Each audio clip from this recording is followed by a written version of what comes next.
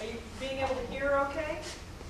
You'll definitely be able to hear me. I've never been told I'm too quiet before. So, my name is Charlie Plybon. I'm the Oregon Fuel Manager for Surfrider Foundation. I am employed by Surfrider Foundation.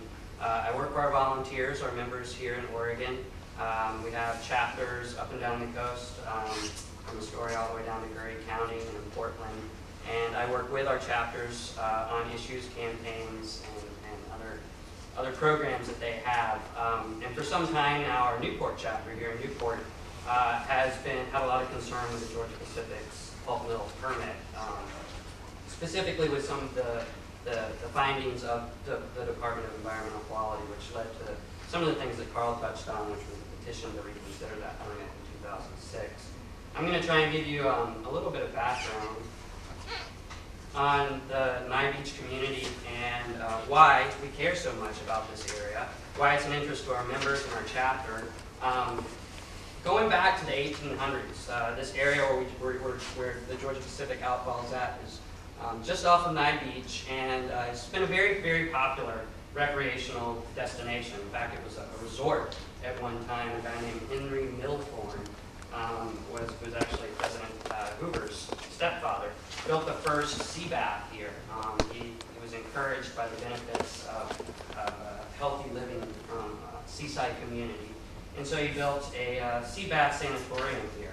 And over the years, we've seen lots of different uses. Since that sea bath sanatorium, there's been a lot of different types of uses that have come in here. Clams have been a very popular thing in the Nye Beach community, all the way up to your Point Head, a lot of clamming. Ocean recreation, you can see these pictures from the late 1800s of folks walking around on the beach, pretty good crowd out there. And then evolving into kind of today, we see that those beneficial uses even increasing. We see a lot more recreational activities actually happening out in the water with the advance of wetsuits and other things that keep us nice and warm.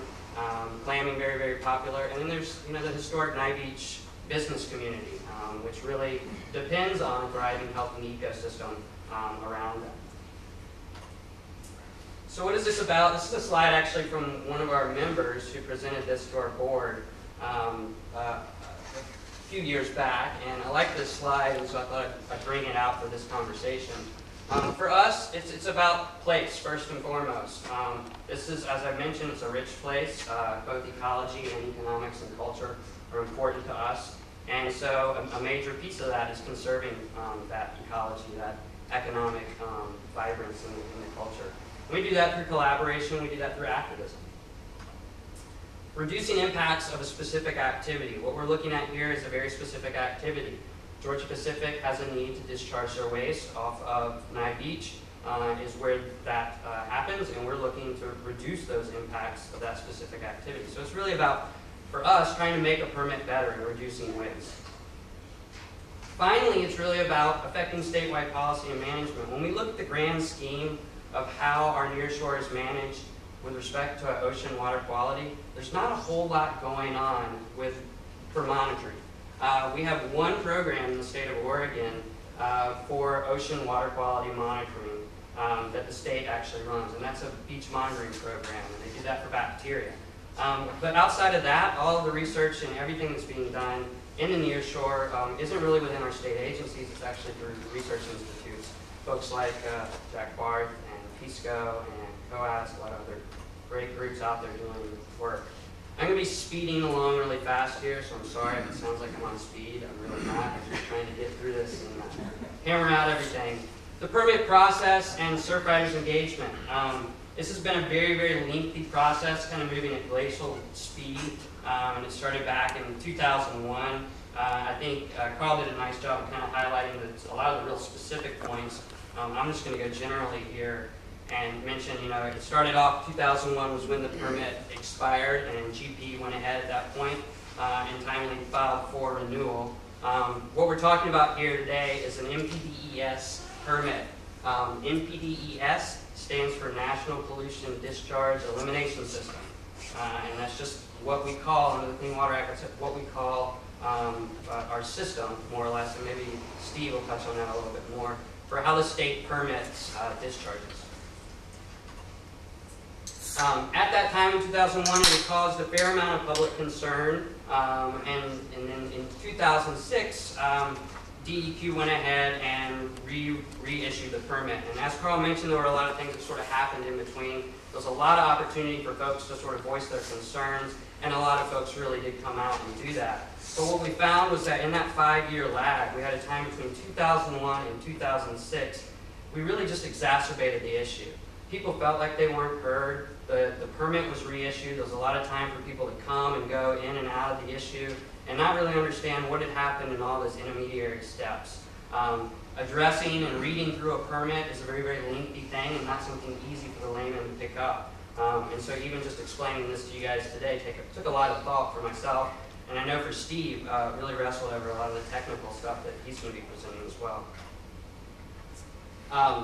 In September, we filed a petition to reconsider the permit. I should note that this is an administrative action. It's not a legal action. We were not suing DEQ by any means. We were simply outlining our major concerns with the permit and giving DEQ the opportunity to really take a harder look at some of those concerns and reconsider that. And so that was, as Carl mentioned, accepted in October of that year. 2 years later, when we hadn't really gotten a whole lot back from the department on this, we felt like it was important to be proactive and take a collaborative step. And so our members worked really hard for about 6 months on publishing a scientific resources and recommendations document. And this was really designed to try and help DEQ, which we found out later really wasn't a whole lot of help, I guess, but to help DEQ and the permit reconsideration process.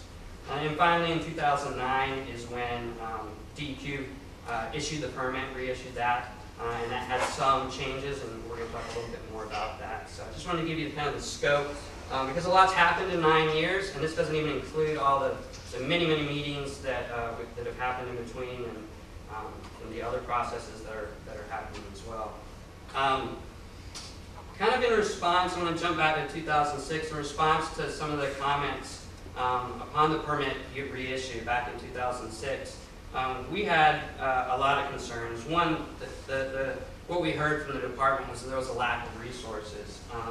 And we're all aware of limited resources of state agencies, but to us it didn't feel like an ample excuse.